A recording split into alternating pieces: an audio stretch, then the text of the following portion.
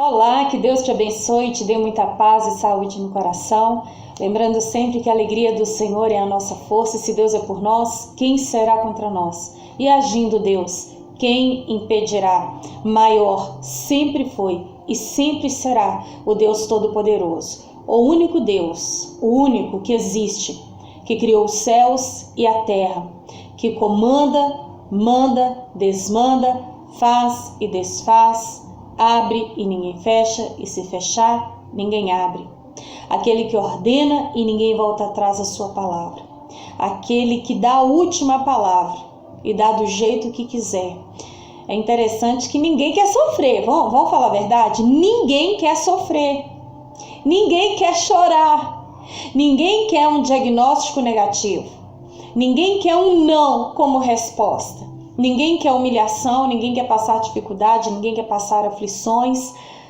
Mas a palavra de Deus fala, no mundo nós teremos aflições. Mas o Senhor termina o versículo dizendo, mas tende bom ânimo. A questão não é deixar de ter aflições, porque aqui embaixo não existe você viver sem passar aflições. A questão é ter bom ânimo, ter fé. É foco. O nosso foco deve ser o Senhor. Lá no Salmo 121, o salmista, ele fala, a minha alma me pergunta de onde virá o meu socorro. Aparentemente ele estava sem saída, sem saber para onde olhar, o que fazer, como prosseguir, se teria forças para conseguir. E então ele mesmo responde, o meu socorro vem do Senhor, que criou os céus e a terra. Somente aquele que fez todas as coisas é que pode fazer todas as coisas na sua vida. Somente aquele que fortaleceu Jesus a levar aquela cruz até o último instante da sua vida, por mim e por você, somente Ele pode nos fortalecer. E Deus, Ele não tem prazer no sofrimento de ninguém. Mas se for para que nós possamos crescer, amadurecer, sermos aprovados, sermos pessoas experientes, maduras, com certeza Ele vai permitir. Deus não tem prazer no sofrimento, Deus tem propósito. Até na vida de Jó, quem queria que Jó sofresse aqui era o diabo. Em nenhum momento Deus desejou aquele sofrimento. Mas através daquele sofrimento, Deus mostrou que é possível passar pela dificuldade que for, a perda que for, a aflição que for e continuar crendo em Deus. Ainda que haja momentos que a gente fique revoltado, que a gente fique triste, chateado, para baixo, como Elias. Eu vou entrar na caverna e não quero sair, tira a minha vida, chega, chega. Assim como Jonas. Deus mandou Jonas ir para Nínive, Jonas foi para Tarsis. A pior coisa que tem é você fugir da vontade de Deus, como se isso fosse possível. Além de ser impossível, quando você foge da vontade de Deus, você está abrindo a sua própria cova. É melhor obedecer do que sacrificar. O que Deus quer é levantar uma geração de verdadeiros adoradores, que adorem na alegria e na tristeza, na saúde e na doença, na riqueza e na falta, na pobreza, na dificuldade e nas maravilhas das facilidades. Deus quer que nós aprendamos a adorar quando a porta se abre, oh glória a Deus, a porta se abriu. Mas quando a porta também se fechar, é quando alguém te elogiar, mas é quando alguém te criticar. É quando alguém te aplaudir, mas é quando alguém te vaiar. É aí que nasce o verdadeiro adorador. Eu quero compartilhar uma palavra com vocês que está no livro de Abacuque. Tem até vários louvores com essa passagem. E eu creio que esse verdadeiro adorador, ele tem que se encaixar aqui, nesse livro do profeta Abacuque. Abacuque, lá no Antigo Testamento, um dos últimos livros dos profetas menores.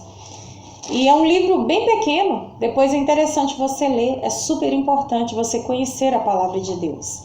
E eu quero compartilhar com você que me ouve neste momento, lá no livro de Abacuque, capítulo 3, a respeito de tudo o que Deus estava planejando a fazer ali para com o povo de Israel. Deus é tão maravilhoso, independente da circunstância Ele é. Mas quando você busca, quando você tem uma intimidade, um compromisso com Ele, é real, Ele revela aquilo que Ele está para fazer. Lógico que Ele não revela tudo, porque senão Ele não seria Deus, Ele seria limitado. Ele revelou tudo, então não tem mais nada para revelar? Não. Pelo contrário, Ele não revela tudo.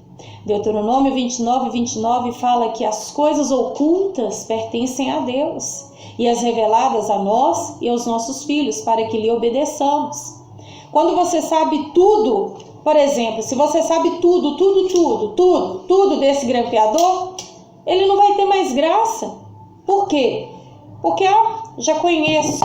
Mas quando você conhece um pouco e você sabe que tem mais coisas, aquilo vai despertar em você uma curiosidade para você colocar a mão, para você abrir, para você tirar uma coisa do lugar, e você vai desmontar e tornar a montar. Aí daqui a pouco você deixa ele ali.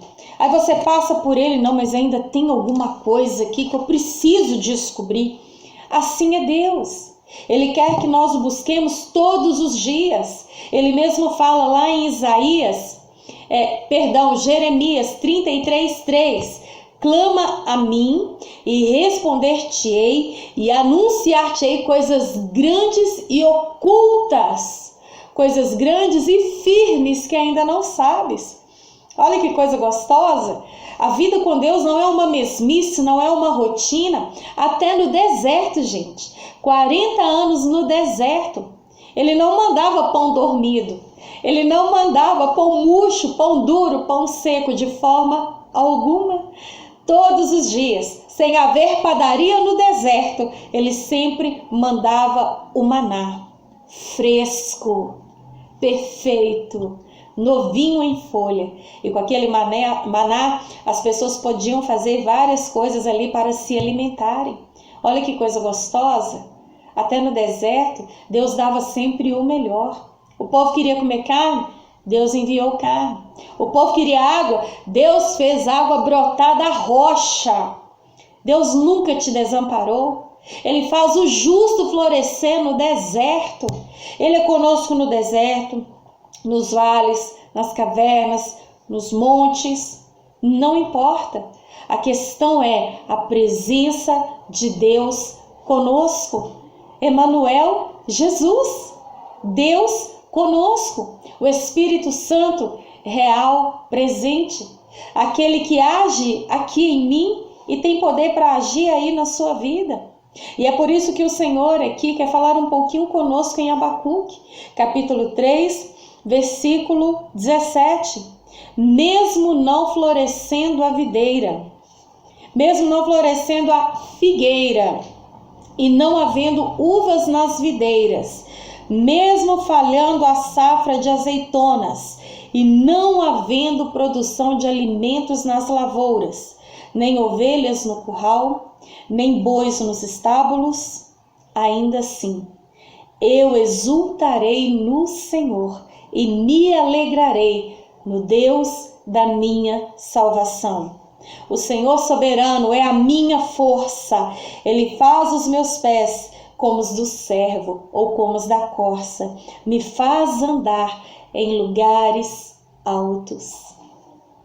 Ainda que venham as dificuldades, ainda que venha falta, ainda que venham perdas, ainda que venham portas fechadas, ainda que venham aflições, humilhações, muitos não, ainda que venham perdas irreparáveis aqui embaixo, ainda que venham necessidades que só Deus possa suprir, ainda assim nós vamos exultar, nós vamos nos alegrar no Senhor que fez os céus e a terra, porque a nossa força vem dele. Ele nos faz andar em lugares altos. O propósito do inimigo é nos ver cabisbaixos, derrotados, na sarjeta, com a boca no pó. Mas ainda que venhamos a passar por dificuldades, a ponto de colocar a boca no pó, que quando a nossa boca beijar a lona, como diz aí no mundo, quando a nossa boca literalmente for colocada no pó. Que em nome de Jesus Cristo, nós possamos colocar a boca no pó para falar que Deus continua sendo Deus, que Ele continua sendo a nossa força, que Ele continua nos ajudando, que Ele continua nos fortalecendo, que Ele continua nos orientando, nos consolando, nos conduzindo, nos ensinando. O propósito do inimigo é roubar, matar e destruir. Mas Jesus, em sequência a esse versículo de João 10, declara em cima: mas eu vim para dar vida e vida com abundância. Dificuldade, todos nós passamos. Perdas, todos nós sofremos. Nem sempre aquele que se prepara tanto vai chegar em primeiro lugar. E nem sempre aquele que parece que está nas últimas vai morrer e cair no esquecimento. Olha só o que está escrito no livro de Eclesiastes, capítulo, vamos lá, Eclesiastes, capítulo 9, versículo 11. Olha só. Os mais rápidos nem sempre vencem a corrida. Os fortes nem sempre ganham na guerra. Os sábios nem sempre têm comida. Os prudentes nem sempre são ricos. Os instruídos nem sempre têm prestígio, pois o tempo e o acaso afetam a todos. Além do mais, ninguém sabe quando virá a sua hora. Assim como os peixes são apanhados numa rede fatal e os pássaros são pegos numa armadilha, também os homens são levados pelos tempos de desgraça que caem sobre ele inesperadamente. Nós somos sujeitos a isso. O tempo e o acaso afetam a todos. Quando chove forte, vem sobre todos. Quando o sol nasce, brilha sobre todos. A morte é para todos. A vida, o Senhor também permite a todos. E a vida de cada um é única.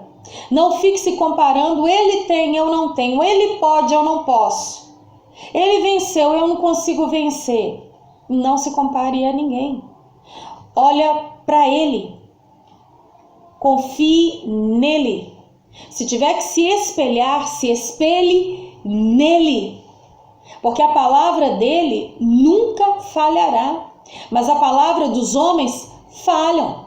Pode ser a pessoa que você mais ama. Pode ser a pessoa que você mais confia aqui nesta terra. Vai ter uma hora que a mão dela não vai poder fazer nada por você.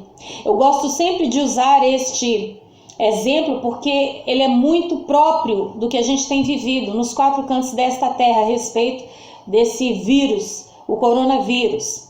Nem os médicos que estudaram, que se prepararam, que lutaram para fazer a sua faculdade, que fazem diversos cursos, que fazem tantas coisas nos quatro cantos deste mundo para se especializarem, para se precaverem, se protegerem, nem eles têm salvado as suas próprias vidas. Eles não podem salvar os seus filhos, esposas, não podem salvar os seus cônjuges, não podem salvar os seus pais, não podem salvar as suas mães, não podem salvar a si próprios. Nesse momento, milionários estão descendo à sepultura. Médicos renomados estão descendo à sepultura. Homens e mulheres de Deus, cheios do Espírito Santo, fiéis a Deus, praticantes da palavra, estão descendo à sepultura. Crianças inocentes estão descendo à sepultura. Jovens que estão começando a vida agora estão descendo à sepultura. Eu quero terminar essa meditação também em Eclesiastes capítulo 9, versículo 10. O que as suas mãos tiverem que fazer, que façam com toda a sua força. Porque na sepultura, para onde você vai, para onde eu vou, está escrito. Confere aí Eclesiastes 9, 10. Porque na sepultura, para onde você vai, não haverá planejamento, conhecimento e nem sabedoria. Olha só que palavra. O importante é, em tudo que fizermos, que a nossa vida glorifique o nome de Deus. Porque só tem um meio de sair ileso dessa tempestade que nós temos vivido, na presença do Senhor. Então faça o seu melhor. A sua vida com Deus determinará o seu hoje, o seu amanhã, a sua eternidade. Faça o seu melhor. Nada trouxemos, nada levaremos. Então, seja fiel a Deus. Siga a paz com todos e a santificação sem a qual ninguém verá a Deus. Amém?